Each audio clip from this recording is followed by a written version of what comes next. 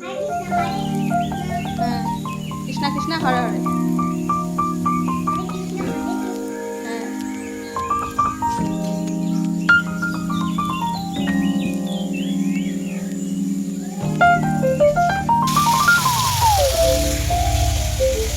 কি হলো?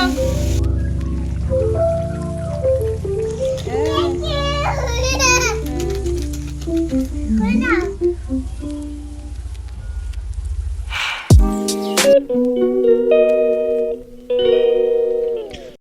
Hello everyone, good morning, welcome back to my channel. কেমন আছো তোমরা? আশা করছি ভালো আছো, সুস্থ আছো।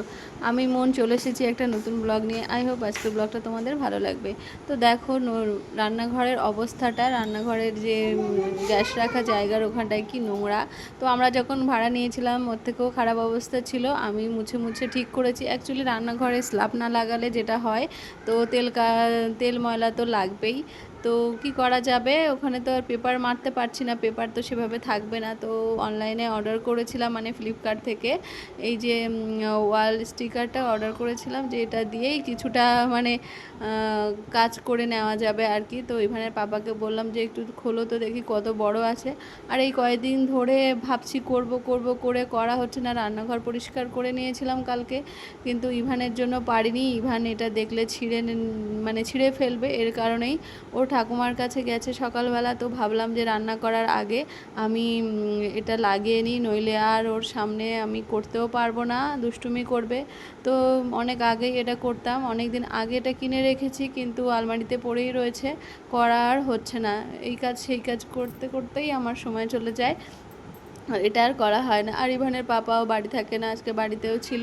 তো ভাবলাম দুজন মিলে করে নিই, কারণ বেকার টেরা হতে পারে একা করলে। তো ওকে একটু মানে ওর সাহায্য নিয়ে আর কি করছি। আর সকালের ব্রেকফাস্ট বলতে আমি তো ওটস খেয়েছি, ইভানের পাপা ছাতু মুড়ি খেয়েছে। আর ইভান ঠাকুমার কাছে গেছে, তো সকাল থেকে অনেক টুকটাক প্যানকেক, দুধ, এটা ওটা দিয়েছিলাম। আর এখন তো মনে হয় ভাত খেয়েছে। এখন প্রায় বাজতে চললো 11:30।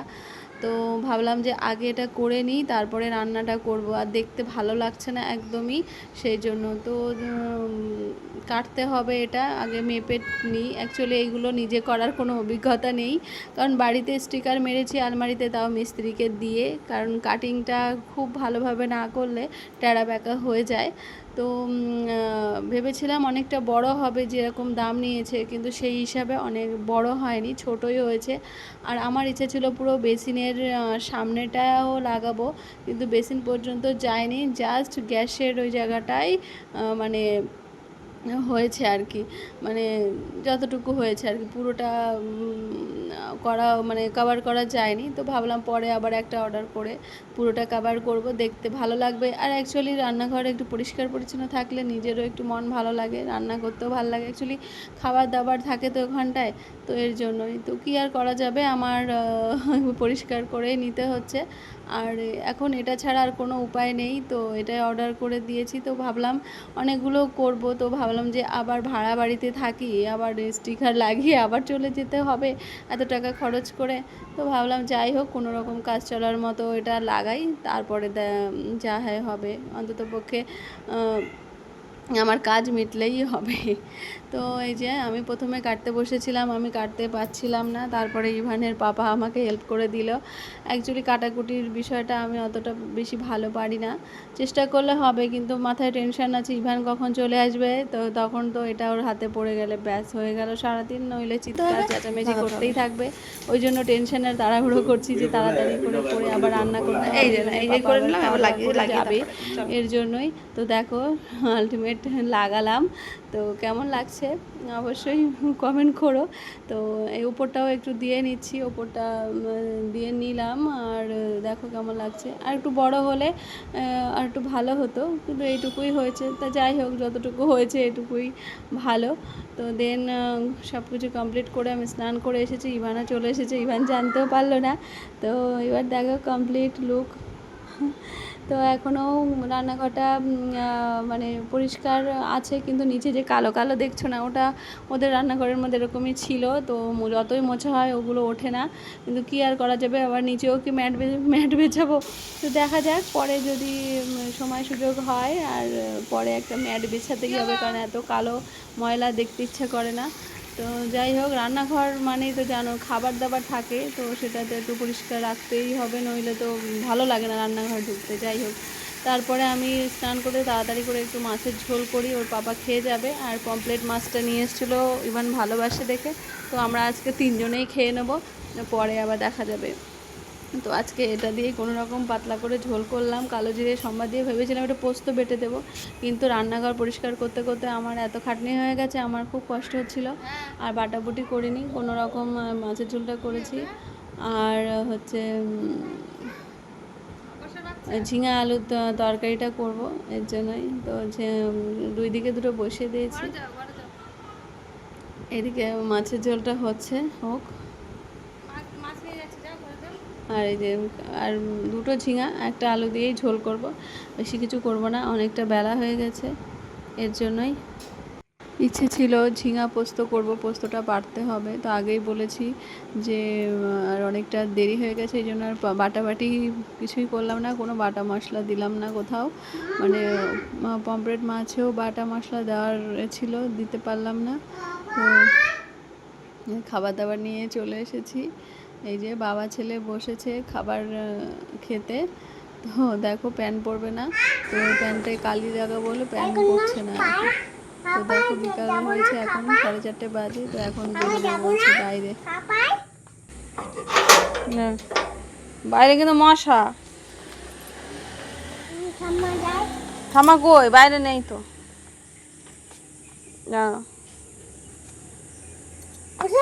জামাগুলো তুলি, জামা কাপড় তুলবো না, আমি দুটো দুরকম জুতো পরে এসেছি, এই দেখ দুটো দুরকম পরেছি, দেখ আমি জুতো অন্য জুতো পরে আসি, এই দেখ দুটো দুরকম পরেছি, চেঞ্জ করে আসি, চলো অন্য জুতো পরে আসি, পরে যাও না।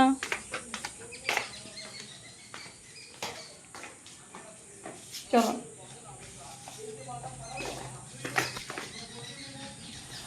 চলো চলো।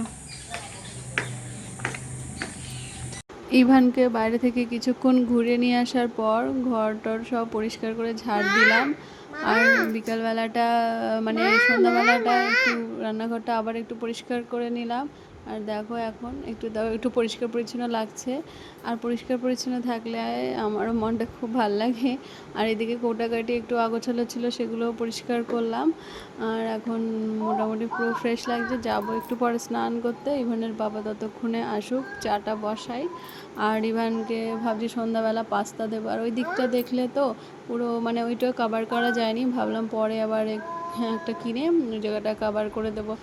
তো যাই হোক, যতটুকু হয়েছে ততটুকুই ভালো আর কি। এর মধ্যে সন্ধ্যা দিতে গেছে, ইভান দেখো সন্ধ্যা দিচ্ছে, দাও দাও সন্ধ্যা দাও, দাও ওদিকে ওদিকে দেখে আসো, যাও ওদিকে।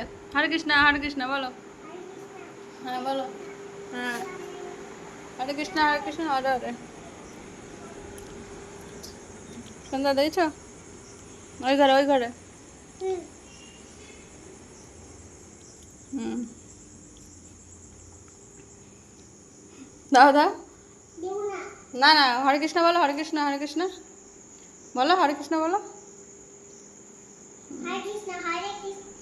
হ্যাঁ কৃষ্ণ হরে হরে,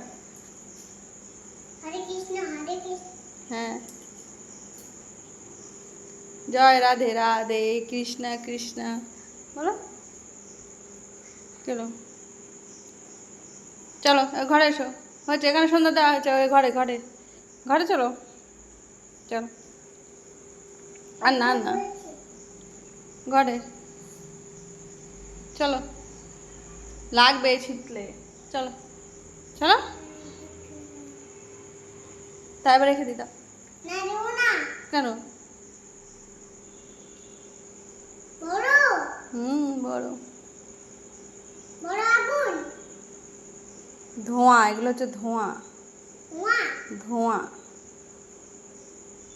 আগুন না ধোঁয়া। আগুন জ্বালালে ধোঁয়া বের হয়। হ্যাঁ, আগুন জ্বালালে ধোঁয়া বের হয়। চলো ঘরে চলো, চলো ঘরে দেখাই, ঘরে ঘরে ধোঁয়া দেবে, চলো। চলো, তুমি এখানে বসবে না ওই ঘরে যাবে? ঠিক আছে।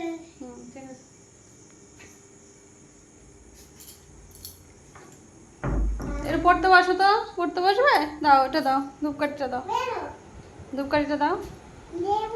না, এই টেবিলে পড়তে বসো, এই টেবিলে পড়তে বসো, আজকে পড়বে।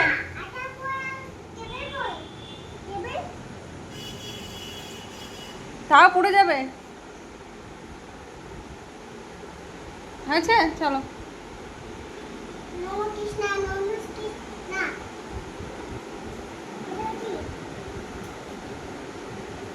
ওটা কি করবে? পুড়ে যাবে। ওরে বাবা, ওরে বাবা, না না, বা পুড়ে যাবে মা, বিশাল গরম লাগবে, ছাকা লাগবে। দাও মা, দাও। ও ধূপকাঠি গো, ধূপদানিতে রেখে দাও, দাও এটা, এটাতে রেখে দিই, এটাতে রাখো, এটাতে রেখে দাও। এর মধ্যে ইভানের বাবা চলে আসলো, আর বাবা আসার সঙ্গে সঙ্গেই খাবার চাই। তো বাবার কিছু না কিছু আনতেই হয়, তো আজকে ওর জন্য জেলি নিয়ে এসেছে। তো জেলিটা পেয়ে কি খুশি, মানে বাবার কিছু না কিছু আনতেই হবে আর কি। তো জেলি নিয়ে এসে খুব আনন্দে বলছে খুলে দাও খাবো, খুলে দাও খাবো। তো দেন ইভানের পাপা আজকে কষ্ট করে এসছে, তো আমি আগেই চাটা বসিয়ে দিয়েছিলাম। তো কারণ এখন আসতে অনেক দেরি হয়ে যায়, আর ও এসে চা বানাতে গেলে আরও দেরি হয়ে যাবে, এই জন্য আমি চাটা করি। তো চা হয়ে গেছে, ও ফ্রেশ হয়ে গেলে আমরা দুজনে চা খাবার। এই যে ইভানের জন্য পাস্তা সিদ্ধ করে রেখেছি, আর এই যে দেখো চা বিস্কুট নিয়ে এসেছি, আর ও তো চা দিয়ে বিস্কুট খাবে, মানে ভিজিয়ে ভিজিয়ে বিস্কুট খাবেই আর কি। খুব দুষ্টুমি করে, ওকে বারণ করা যায় না, কিন্তু কী করব, খাক। তো এর মধ্যেই আবার ডাল সিদ্ধ বসিয়েছিলাম, আর স্নানও করে এসেছি, আর প্রচুর ক্লান্ত লাগছে, একটু শোবো। তা এখন বাজে 10টা, ইভানের বাবা অনলাইনে ক্লাস হচ্ছে, আমি ভাবলাম আমি আগে খেয়ে শুয়ে পড়ি, আর পারছি না, ক্লান্ত লাগছে। তো চলো, আজকের ব্লগটা এখানে এন্ড করছি। তোমরা ভালো থেকো, সুস্থ থেকো, টাটা, গুড নাইট, দেখা হচ্ছে নেক্সট ব্লগে।